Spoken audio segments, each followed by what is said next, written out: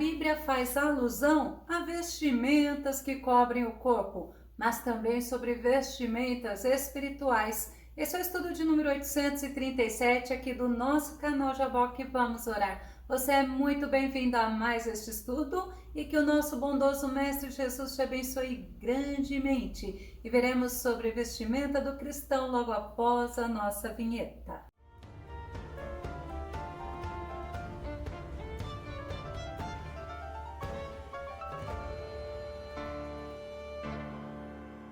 E através deste estudo podemos fazer uma reflexão. Como estão as nossas vestes? Vamos ao nosso tema, as vestes do cristão. O nosso texto base está no livro de Jó, capítulo 29, verso 14, que diz: Eu me vestia de dignidade, minha roupa era retidão, e a justiça meu manto e meu turbante. Quando nós falamos em vestes e falando em relação à palavra de Deus, logo nós nos lembramos de Adão e Eva, que tiveram as suas vestes trocadas por Deus após eles comerem do fruto da árvore que estava no meio do jardim do Éden. Eles se cobriram com folhas de figueira. Gênesis no capítulo 3, verso 7 diz: Então os olhos dos dois se abriram e perceberam que estavam nus. Em seguida, entrelaçaram folhas de figueira e fizeram cintas para cobrir-se. Em outras versões, fala que eles coseram folhas de figueira e fizeram aventais. Uma coisa é certa, eles perceberam que estavam nus e eles se cobriram.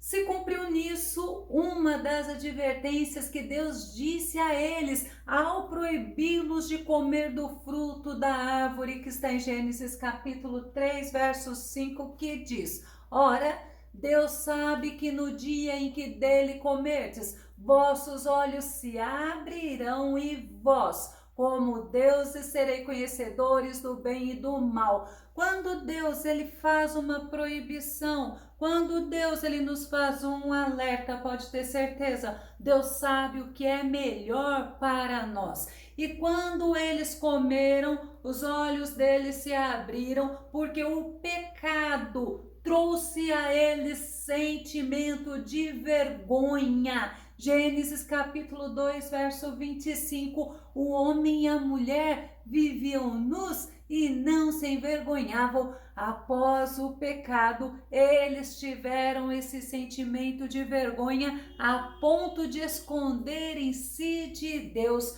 Mas Deus, lindo, maravilhoso, na infinita graça, ele mudou aquelas vestes de folhas de figueira. Vamos conferir em Gênesis capítulo 3, verso 21.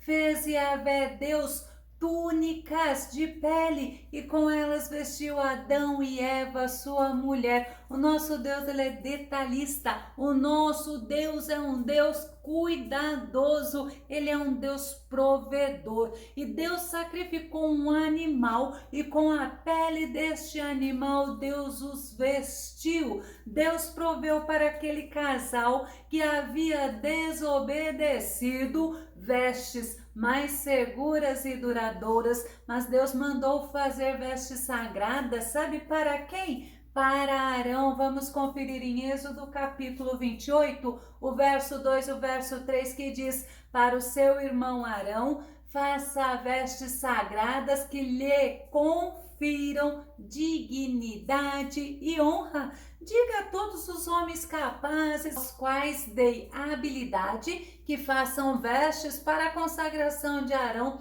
para que me sirva como sacerdote. Deus ele é tremendo. Deus ele está sempre no controle de todas as coisas, mesmo quando nós não entendemos. Deus não deixa de ser Deus, Deus não deixa de estar no controle. O foco do nosso estudo não é é sobre vestimentas, roupas que cobrem a pele do ser humano, mas é sobre as qualidades do ser humano. E no nosso texto base, nós vemos que Jó falou sobre 3 tipos de vestimentas que é importante entendermos. Jó capítulo 29, verso 14: eu me vestia de dignidade, minha roupa era a retidão e a justiça, meu manto e o meu turbante. Dignidade tem o conceito de ser qualidade moral, que infunde respeito, consciência do próprio valor, honra, autoridade e nobreza.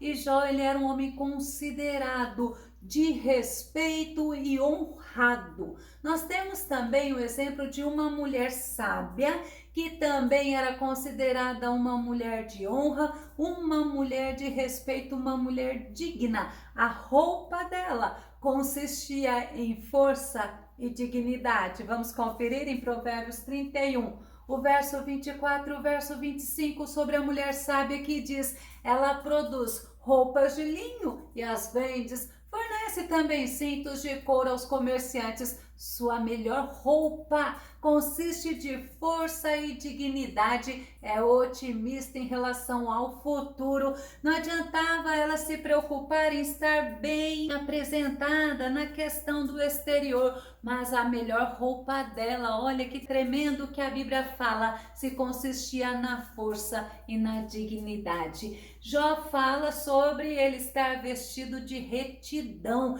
Retidão é a qualidade de quem possui senso de integridade, senso de justiça, senso de integridade. E Deus testemunhou da retidão de Jó para o inimigo das nossas almas. Jó capítulo 1, verso 1 diz assim: havia um homem na terra de Uz, cujo nome era Jó. Era homem íntegro e reto, que temia Deus e se desviava do mal. Foi justamente para Satanás que Deus testemunhou que Jó, ele era um homem de retidão, ele era íntegro. Como é importante nós entendermos que o nosso exterior, ele não pode falar mais do que o nosso interior, pois é o Senhor que conhece quem realmente somos por dentro. Em compensação, o homem, ele só julga a aparência. E Jó também fala que ele vestia, que ele era vestido de justiça.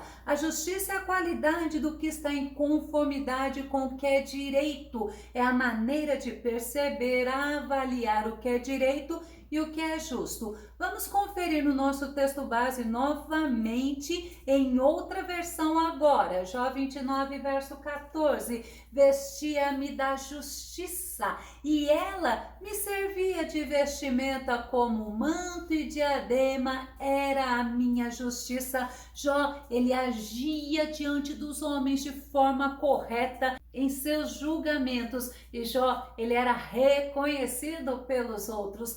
Mas o nosso Senhor, ele é o Deus da justiça, ele é o Deus verdadeiramente justo. Nós muitas vezes julgamos pelo que achamos que é direito e que é justo. Agora Deus não. Deus é verdadeiramente justo e nós devemos buscar a Ele e a justiça dele acima de todas as coisas, em primeiro lugar. E o apóstolo Paulo, ele aconselhou a Timóteo para que Timóteo buscasse a justiça de Deus. 1 Timóteo capítulo 6, verso 11 diz: você, porém, homem de Deus, fuja de tudo isso e busque a justiça, a piedade, a fé, o amor, a perseverança e a mansidão. A primeira coisa que Timóteo precisava buscar era a justiça. E quando Paulo estava falando para Timóteo, fuja de tudo isso, Paulo está se referindo à questão do amor ao dinheiro, da soberba, da inveja, da porfia, blasfêmia, ruins suspeitas, das contendas, de corrupção, que tudo está registrado nos versículos anteriores. A Bíblia, ela nos mostra que todos os homens devem ser vestidos com as vestes da salvação. Deus proveu as vestes de salvação para nós através do sacrifício de Jesus. João capítulo 3, o verso 16 e o verso 17 nos mostra porque Deus amou o mundo de tal maneira que ele deu seu Filho unigênito para que todo aquele que nele crê não pereça, mas tenha vida eterna. Olha o que diz o 17, portanto Deus, ele enviou o seu Filho ao mundo, não para condenar o mundo, mas para que o mundo fosse salvo por meio dele. É somente através de Jesus Cristo que nós podemos ser salvos. Se dá pela graça, pelo favor de Deus a nós, e é por meio da fé. Nós vemos em Isaías, no capítulo 61, verso 10, que diz: transbordo de alegria em Yahvé, o Senhor, a minha alma se regozija no meu Deus, porque ele me vestiu com as vestes da salvação, ele cobriu-me com o manto da justiça, como um noivo que se adorna com uma coroa sacerdotal, qual noiva que se enfeita com as mais ricas joias. E nós vemos Isaías falando que o Senhor vestiu com as vestes da salvação e cobriu com o manto da justiça. Ainda o salmista, no Salmo 132, verso 16, diz: vestirei de salvação os meus sacerdotes, e seus fiéis a celebrarão com grande júbilo. Se tem uma vestimenta que o cristão precisa ter, é a veste da salvação, que foi dada ao homem gratuitamente pelo sacrifício de Jesus Cristo na cruz do Calvário. Jesus pagou o preço foi alto, foi preço de sangue precioso, e hoje o homem, ele pode estar vestido com as vestes da salvação. Mas também a Bíblia menciona sobre vestes de alegria. No Salmo 30, verso 11, verso 12 diz: mudaste o meu pranto em dança, a minha veste de lamento em veste de alegria, para que o meu coração cante louvores a ti, não se cale. Senhor meu Deus, eu te darei graças para sempre. Observa que antes o salmista Davi, ele estava falando que ele estava de luto, que ele estava com veste de lamento, com veste de tristeza, mas o Senhor mudou isso, o Senhor mudou a história de Davi, o Senhor deu vitória a ele e mudou essa veste de lamento, essa veste de luto em veste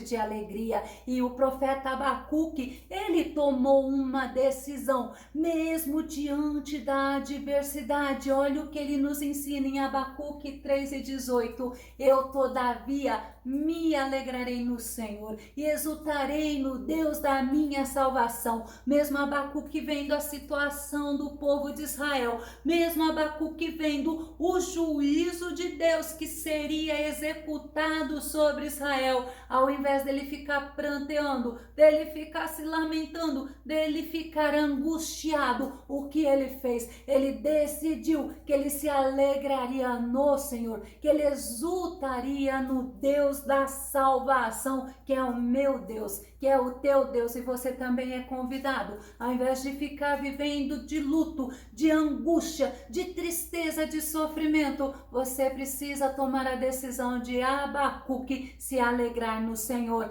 E Paulo, ele ensinou os irmãos da igreja de Filipe que eles deveriam estar alegres. Sabe por quê? Porque a alegria deles era no Senhor, não era das circunstâncias serem favoráveis, mas era do Senhor. Filipenses capítulo 4, verso 4, Paulo fala: alegrai-vos sempre no Senhor, e novamente vos afirmo, alegrai-vos, alegrai-vos. Sabe por quê?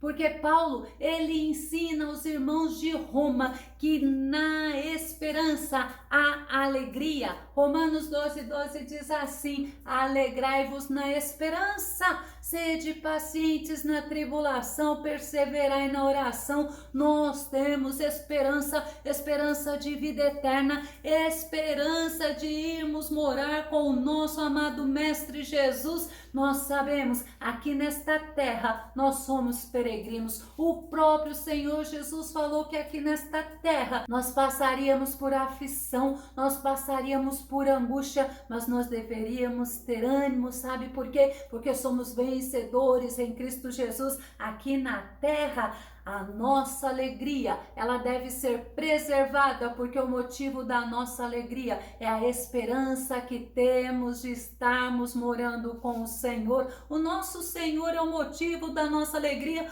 O próprio Jesus nos ensina que o motivo da nossa alegria, mesmo diante das perseguições, provações, frustrações, decepções, lutos e tristezas. Vamos ver qual é? Que está em Mateus capítulo 5, verso 12. Olha o que Jesus fala: exultai e alegrai-vos sobremaneira, pois é esplêndida a vossa recompensa, ó, nos céus, porque assim perseguiram os profetas que viveram antes de vós. Nós temos motivo de preservar a nossa alegria, porque nós temos preparado para nós, como disse o próprio Jesus, a esplêndida recompensa lá no céu. E nós devemos estar vestidos também, sabe com o quê? Com as vestes de proteção, com as vestes de cuidado. Efésios capítulo 6, verso 11 e verso 13 fala assim, ó: revesti-vos de toda a armadura de Deus para poderdes ficar firmes contra as ciladas do diabo. Por esse motivo, vesti toda a armadura de Deus, a fim de que possais resistir firmemente no dia mau, e havendo batalhado até o final, presta atenção que até o final, permanecereis inabaláveis, sem retroceder. As peças da armadura de Deus é o cinto da verdade, é a couraça da justiça, é o escudo da fé, o capacete da salvação, a espada do Espírito, o calçado do Evangelho da paz. São vestes de um soldado que está na guerra. E Paulo, ele compara justamente as vestes do soldado romano, porque ele estava preso em Roma. E nós não podemos nos esquecer que nós devemos estar preparados, devemos estar conscientes que estamos em guerra. E a nossa luta não é contra ser humano, não, é contra principados, potestades, hostes espirituais da maldade. As nossas vestes devem sempre estar limpas, nos falando sobre estarmos em unção e santificação. Eclesiastes capítulo 9, verso 8, estejam sempre vestidos com roupas brancas, com trajes de festa, e nunca deixes de ungir a tua cabeça com óleo santo. A água e o óleo são símbolos do Espírito Santo. Nós devemos estar sempre vivendo no Espírito Santo, andando em Espírito, agradando a Deus através das nossas ações. As nossas vestes não podem estar contaminadas, não. Por isso nós não podemos nos amoldar a este mundo. Apocalipse no capítulo 3, verso 4 diz: contudo, tens em Sardes algumas pessoas que não contaminaram suas vestes, elas caminharão comigo vestidas de branco, pois são dignas ainda neste mundo. Tem pessoas que não contaminaram as suas vestes, tem pessoas que estão andando em santidade com o Senhor, tem pessoas que estão andando com o Senhor com um objetivo, com um olhar fixo no que Deus tem preparado para nós, não negociam a herança eterna com essas coisas passageiras. E quem não se amolda com este mundo, não se conforma com este mundo, a Bíblia fala que tem as suas vestes brancas, que serão honrados por Deus. Agora, quem está com as suas vestes manchadas, contaminadas, sujas, fazendo justiça própria ao invés de esperar contra o agir de Deus. Estas pessoas estão lutando com armas carnais, não com armas espirituais. E essas pessoas, a Bíblia nos adverte que devem lavar as suas vestes no sangue do Cordeiro. Apocalipse no capítulo 22, o verso 13 e o verso 14 diz, o próprio Jesus falando: eu sou o alfa e o ômega, o primeiro, o derradeiro, o princípio e o fim. Bem-aventurados, ou seja, felizes, todos os que lavam as suas roupas no sangue do Cordeiro e assim ganham o direito à árvore da vida e podem adentrar na cidade através de seus portais. Eu vou concluir. O sacrifício de Jesus na cruz do Calvário nos deu a oportunidade de termos nossas vestes trocadas, pois antes nós estávamos sem Deus no mundo, assim como Deus, que é provedor, ele providenciou vestes para Adão através do sacrifício de um animal, e Deus, o próprio Deus, trocou as vestes de Adão e de Eva. Assim também o Senhor Deus Todo-Poderoso providenciou para nós as vestes de salvação através do sacrifício de Jesus Cristo na cruz do Calvário. Nós podemos nos vestir com as vestes da salvação. Glória ao Senhor Todo-Poderoso, que você possa ter as suas vestes limpas, que você possa se conservar, não se contaminando, não se amoldando a este mundo, mas vivendo aqui, sabendo que aqui é tudo passageiro e que a nossa vida aqui nesta terra tem que ser para a glória do nome do Deus Todo-Poderoso. Se você gostou desse vídeo, se esse vídeo foi edificante para a tua vida, faça os seus comentários no nosso canal, compartilhe nas redes sociais, dá o seu like, que é importante para nós. E se você não se inscreveu no canal Jaboque Vamos Orar, se inscreva. Que o Senhor Jesus te abençoe grandemente. E até o nosso próximo estudo aqui no nosso canal Jaboque Vamos Orar. Fica com Deus e Deus te abençoe.